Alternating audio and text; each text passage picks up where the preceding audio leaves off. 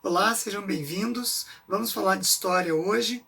Gostaria de levantar o tema aqui com vocês, que é a Contra-Reforma Católica, mais especificamente o Concílio de Trento, de 1545 a 1563, portanto 18 anos. Ele aconteceu nos Alpes italianos do Tirol, região norte da Itália, lembrando que a Itália não era um país ainda, não era um território unificado, era dividido em vários reinos. E a Igreja Católica, nesse contexto, estava passando por contestações feitas pela divisão do cristianismo entre protestantes e católicos. Então nós temos aí como reação da Igreja Católica ao protestantismo, as reformas protestantes de Martinho Lutero e João Calvino.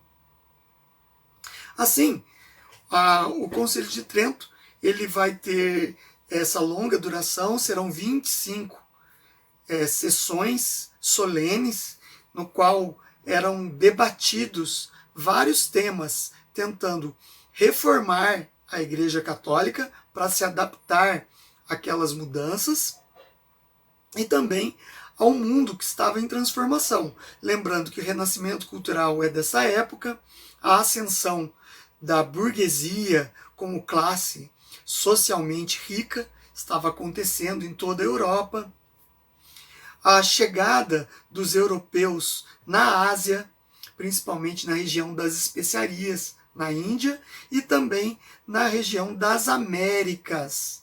Estavam conhecendo esse novo mundo das Américas e tendo contato com almas consideradas ainda puras, que eram a dos índios, ou seja, dos nativos dessas regiões, e que precisavam ser convertidas para o cristianismo. Então, o Papa Paulo III vai iniciar o concílio em 1545. Vai passar por vários papas e vai ser encerrado em 1563 pelo Papa Sisto V. Dentre as resoluções mais importantes do Concílio de Trento, encontram-se que a Igreja Católica ela abolia a cobrança ou a venda de indulgências. O que eram as indulgências, afinal?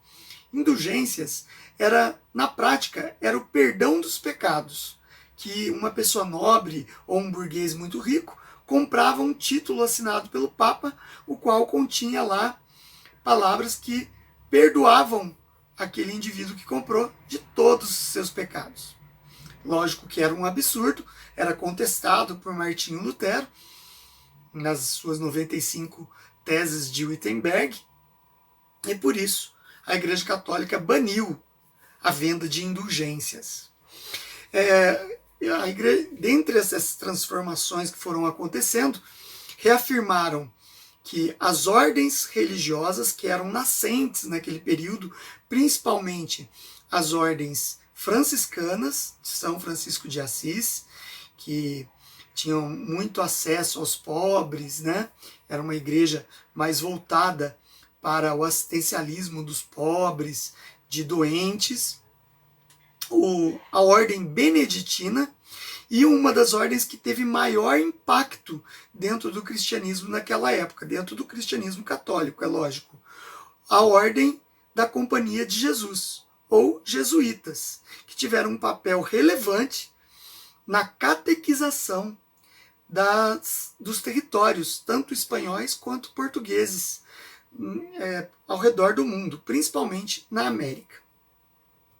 Bem, reafirmaram alguns dogmas. Os 7 sacramentos foram reafirmados. O casamento indissolúvel, vedado ao clero, ou seja, manteve-se o celibato clerical. Confirmavam o purgatório e a infabilidade papal. Como mecanismos de reeducação dos católicos, criaram a Santa Inquisição, que é o Tribunal do Santo Ofício, que tinha uma função de investigar e punir membros do cristianismo católico que estivessem agindo contra a doutrina e os dogmas católicos. Abrindo um parêntese sobre a Inquisição, é lógico que ela se exacerbou e ultrapassou vários limites da civilização, queimando pessoas consideradas hereges, virou uma verdadeira caça às bruxas. Criou-se o catecismo católico, que tinha a função de ensinar os dogmas aos cristãos, aos nativos de outros continentes e também educar as crianças na fé católica. Criou-se o Index Librorum Prohibitorum, ou simplesmente Index, Índice de Livros Proibidos aos Católicos. Dentre vários livros proibidos estavam livros de ciências humanas, ciências naturais, que poderiam colocar em dúvida a fé cristã. O Index, até os dias atuais, ainda é utilizado, mas desde 1966 ele não proíbe os católicos de lerem livros considerados inadequados. Eles apenas aconselham. O Index serve para aconselhar ou recomendar a não leitura de certos livros. Para vocês terem uma ideia, o Código da Vinci e Harry Potter estão contidos no Index atual. Um dos fatos mais importantes do Concílio de Trento foi a reafirmação que a Igreja Católica Apostólica Romana é una, santa e indivisível. Na prática, todas as demais doutrinas foram rejeitadas. A base de todo o conhecimento bíblico católico passou a ser padronizada na versão Vulgata da Bíblia, ou seja, a versão em latim, latina da Bíblia. O culto aos santos, a Virgem Maria, o dogma da virgindade foram mantidos e reafirmados também, bem como a utilização de imagens de santos nas igrejas e também o uso de relíquias sagradas, deixando claro que as imagens e as relíquias não deveriam ser objeto de culto, lembrança do poder de Deus. Assim que acabou o Concílio de Trento em 1563, a Europa estava dividida.